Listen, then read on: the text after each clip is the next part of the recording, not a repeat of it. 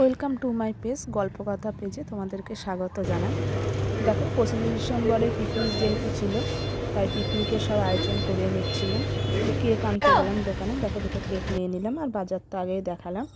তারপর দেখো সবাই মিলে সবজিগুলো কেটে নিচ্ছি।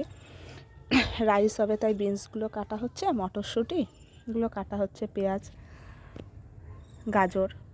রাইসে যেহেতু বিনস, গাজর, মটরশুঁটি, ক্যাপসিকাম যাবে তাই। আর হচ্ছে চাটনি হবে, আর পাঁপড় হবে, ডিম কষা হবে, আর চিকেন হবে। সব কাটাকাটি করে নিচ্ছে। আর এদিকে দেখো হাসাহাসি চলছে, পেঁয়াজ কাটতে গিয়ে সবার চোখেরই অবস্থা খারাপ, চোখ দিয়ে জল পড়ছে। আর দিদি এই যে বটি নিয়ে এসে বলছে গলায় কেটে দেবো সবার। আর অনেক গাজর তো, আর গাজরের ছাল ছাড়িয়ে গাজরগুলোকে সাইজ মতো কুচি করতে অনেকটা টাইম লেগে যাচ্ছে। আর ওই দেখো আমি চিৎকারও করে নিচ্ছি, পেঁয়াজ কাটা নিয়ে পেঁয়াজ কুচি করতে হবে। সবাই মোটামুটি চোখ থেকে জলও ফেলছে পেঁয়াজ কাটতে গিয়ে। আর 25 ডিসেম্বর সেরকম রোদও ওঠেনি, একবার রোদ উঠছে, একবার বৃষ্টির কয়েক ফোঁটা ফোঁটা করে পড়ছে। মনটা খারাপও হয়ে যাচ্ছিল যে যদি বৃষ্টি হয়ে যায়। কয়েক ফোঁটা বৃষ্টিও পড়েছে। আর আমরা বাজারগুলো আগের থেকেই করে রেখেছিলাম, সব বাজার আগে থেকে করে রেখেছি, মানে সব বাজার দুদিন আগে থেকেই করেছিলাম। আর 25 ডিসেম্বরে শুধু কেক আনাটা বাকি ছিল, কেক নিয়ে এসেছিলাম। আর চাল, বাসমতি চাল আনার ছিল, ওগুলো এনেছি। একটু তেল ফেল কম এনেছিলাম, যেহেতু আমাদের পিকনিকের লোক সংখ্যা প্রায় 40 ছিল। তাই এবার প্রথমে হয়েছিল 20, তারপরে 25, আস্তে আস্তে করে লোক সংখ্যা যত বেড়েছে সেরকম চাল, তেল এগুলোও বেড়েছে, তাই আনতে যেতে হয়েছিল। সব কিছু এনেছি। এদিকে জেসমিন চোখ থেকে জল বের করে কেঁদেই ফেলছে পেঁয়াজ কাটতে গিয়ে।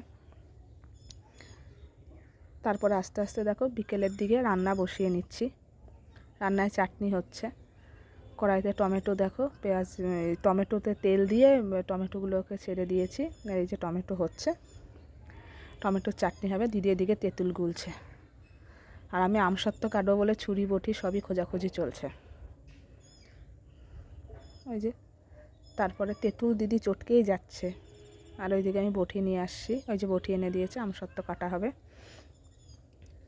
সবাই এক এক করে আসছে, ওই যে আমসত্ত্ব ফালি ফালি হচ্ছে, আমসত্ত্ব কেটে নেওয়া হবে।